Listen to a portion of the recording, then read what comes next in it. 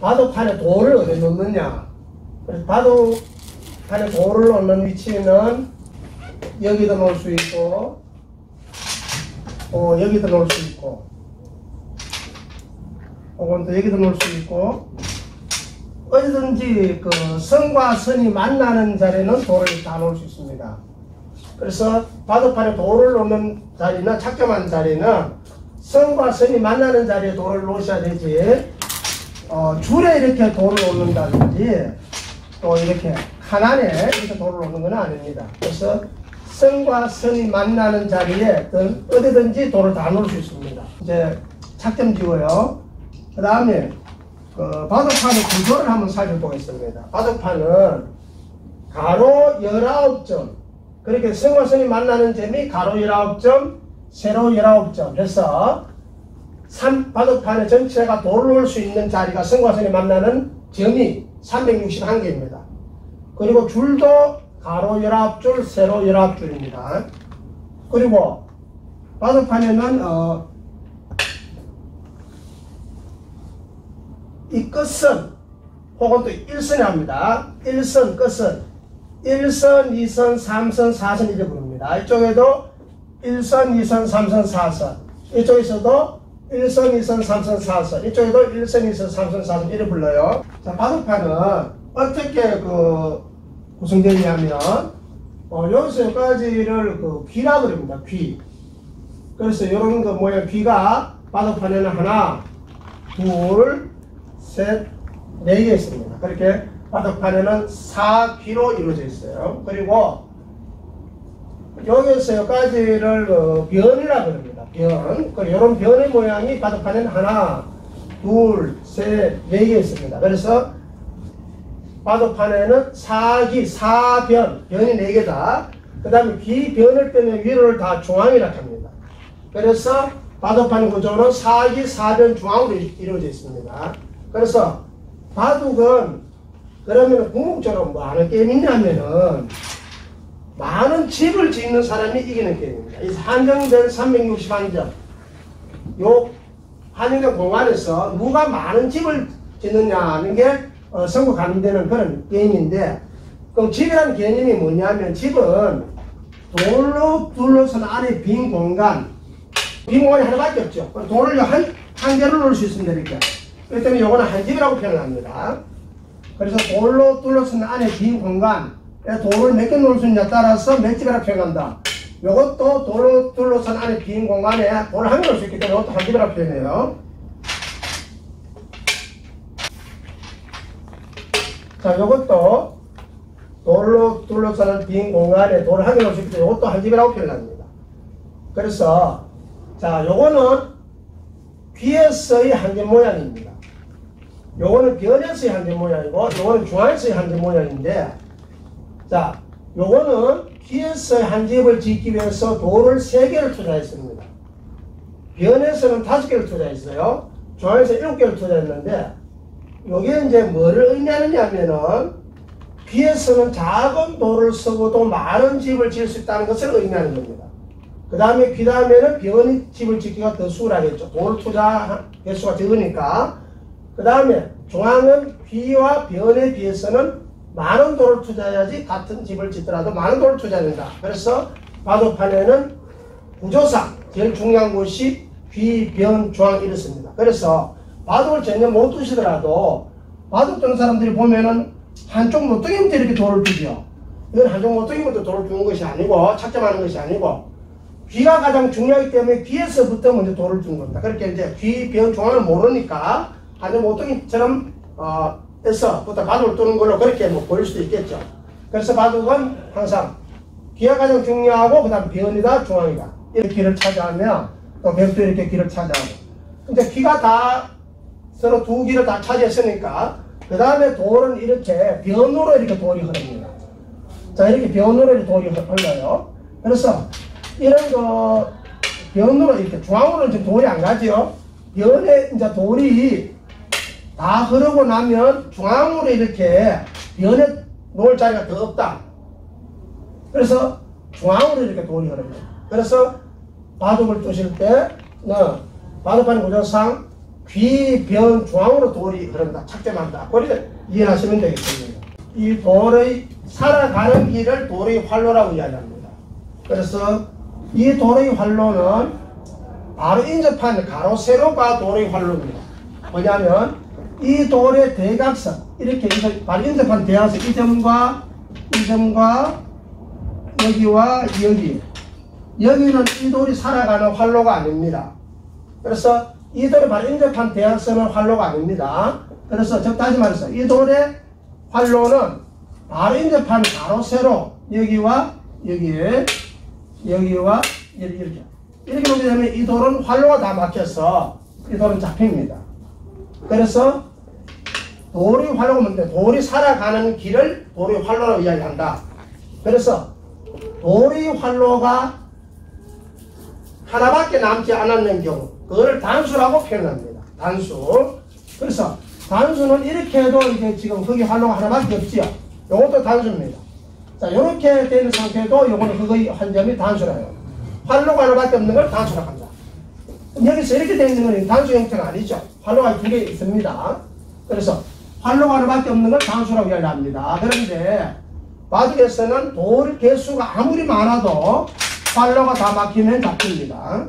자, 이렇게 돼서 지금 흑의 활로가 지금 두 개 있습니다. 남아있어요. 그런데 100이 이렇게 놓게 되면 그 두 점이 단수 상태입니다. 단수라고 하는 건 뭐냐면 활로가 상대들한테 보여야 돼요. 활로가 하나밖에 없는 경우, 이거를 단수라고 표현합니다.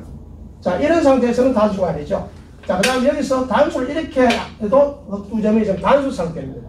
왜냐하면 100이 여기 놓게 되면 별 딸 수가 있거든요. 자, 그 다음에 이렇게 되는 상태도 흑의 두 점은 단수 상태입니다. 여기서 100이 이렇게 놓게 되면 그걸 딸 수 있죠. 자, 그런데 바둑에서는 단수를 다 한다고 그러면 돌이 다 잡히느냐? 그렇지 않습니다.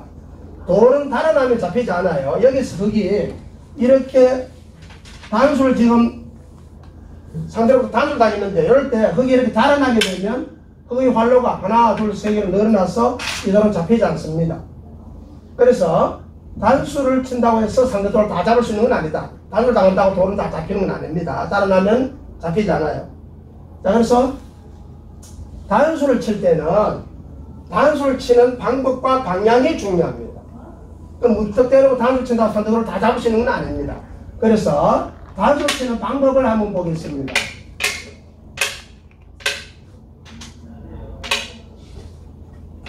자, 이렇게 지금 되어 있는데, 백이 흑돌 두 점에 대해서 단수를 치는 방법이 두 가지가 있습니다.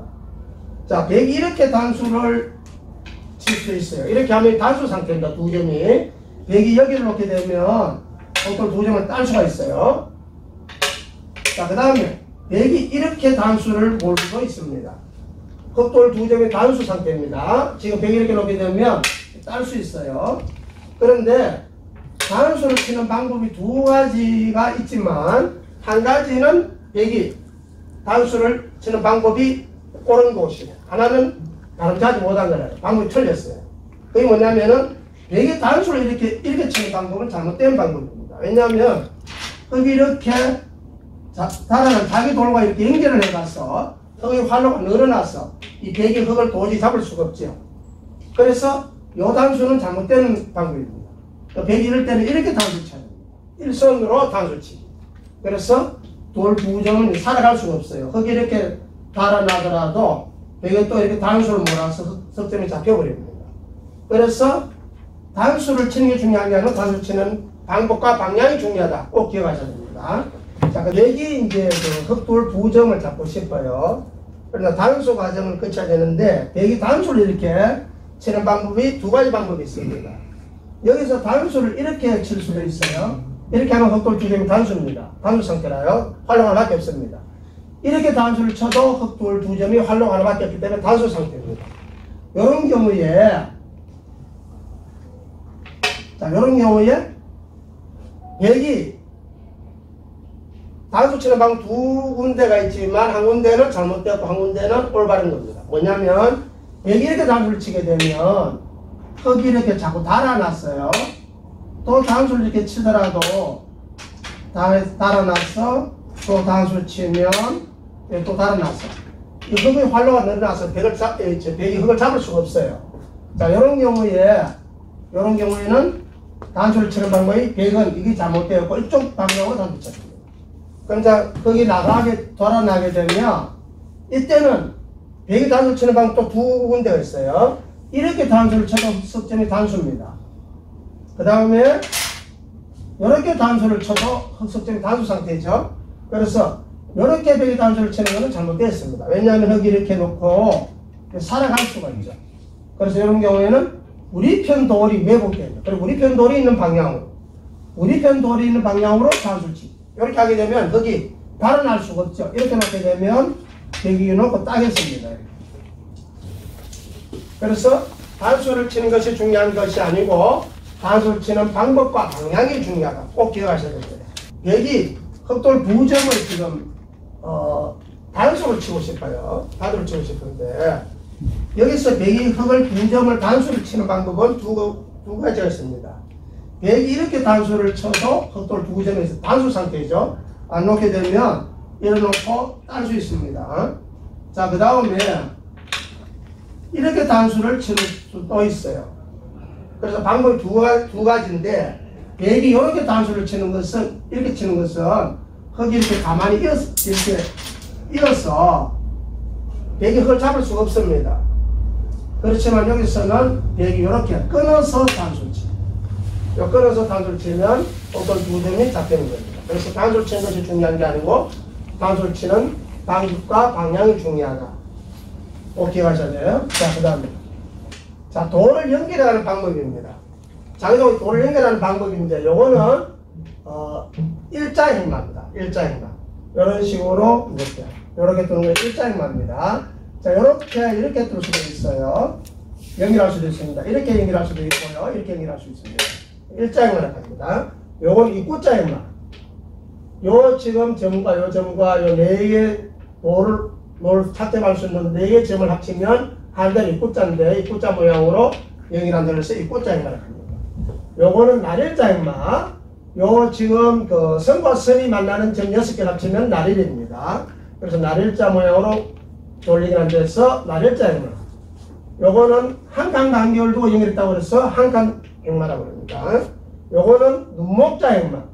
요건 뭐냐면은 요 지금 돌 착점할 수 있는 자리 선과 선이 만나는 점이 8개인데 요걸 합치면 눈목이 됩니다. 한자로. 그래서 눈목자행마입니다.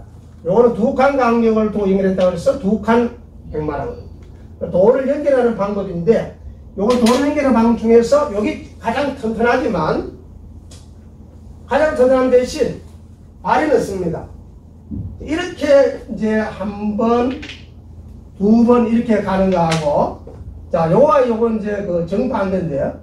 한 번, 두 번 이렇게 가는 거하고 어느 돌이 속도감이 있나요? 이게 훨씬 속도감이 있죠. 그러나 장단점이 있습니다. 이건 가장 끊기지 않고 가장 튼튼한 것이고 이거는 상대돌한테 끊길 염려가 있으면서 발은 훨씬 빠릅니다. 그래서 돌이 상대돌과 맞물려서 이렇게 대화선으로 연결해 가는 것을 뭐냐? 젖힌다. 젖힌다고 표현합니다. 젖힌다. 흙도 자기돌과 대화선 연결하면서 상대돌과 맞물려서 이렇게 연결하는 것을 젖힌다고 표현합니다. 자, 여기서 자기돌과 대화선을 연결하면서 상대돌 이렇게 와 맞물려서 이렇게 놓는 거. 요걸 갖다 끊는다고 표현합니다. 반대로 벽 입장에서는 끊겼답니다. 이거는 벽이 끊는 것이고 흙은 끊겼다고 표현합니다. 자, 여기서 여기 흙이 끊지를 못하게끔 벽이 이렇게 못 컨트롤이 놓는 걸 잇는다. 잇는 방법에는 세 가지가 있습니다. 이렇게 꽉 잇는 방법이 있고 호흡으로 잇는 방법이 있고 그 다음에 좀 더 능률적으로 이렇게 해서 요 점을 끊게 되면 바로 이 점을 제압할 수 있는 그런 방법으로는 세 가지 방법이 있습니다. 그래서 맞물려서 이렇게 대화선 연결하는 젖힌다. 흙도 이건 젖힌다. 이거는 끊는다. 끊겼다. 요거는 이제 꽉 잇는다. 호구. 호랑이 입으로 잇는다 뜻입니다. 여기는 흙이 노출을 못하죠. 이거 너무 땁니다. 그래서 여기를 못 끊도록 하는 방법입니다. 그런데 또 한 가지 더 방법은 조금 더 한 차원 높게 여기에 돌을 못 끊도록 하는 목적만 달성하면 되니까 여기에 돌을 놓게 되면 바로 이렇게 축으로 한 점이 제압되어 버립니다. 그래서 이게 흙이 나갔을 때 이때도 백이 단수를 치는 방향이 두 군데가 있는데 한 군데는 바람잡은 것이고 한 군데는 틀렸어요. 왜냐면 여기서 백이 단수를 이렇게 치면 안 됩니다. 흙돌 중에 단수 상태는 맞는데 여기서 흙이 이렇게 달아나면서 배안되면 오히려 단수로 몰려버립니다. 그래서 백이 이렇게 달아날 동안에 흙도 이렇게 나가서 흙의 활로가 지금 많이 늘어났죠. 지금 세 개로 늘어났습니다. 백이 흙을 잡을 수가 없어요. 이런 경우에는 이렇게 단수를 몰아야 됩니다. 그래서 흙이 이제 달아나면 이렇게 일선으로 단수치 이렇게 해서 흙습 때문에 달아날 수가 없습니다. 그래서 요거는 이제 못 컨트롤하는 방법 중에 제일 이제 그래도 제일 고차원적인 방법이 있죠. 한 번 끊으면 바로 제압할 수 있는 방법. 꽉 있는 방법과 호흡으로 있는 방법. 그 다음에 끊으면 바로 그 돌을 축이나 장문이나 그런 돌을 잡는 테크닉으로 바로 제압할 수 있는 방법으로 연결해도 됩니다.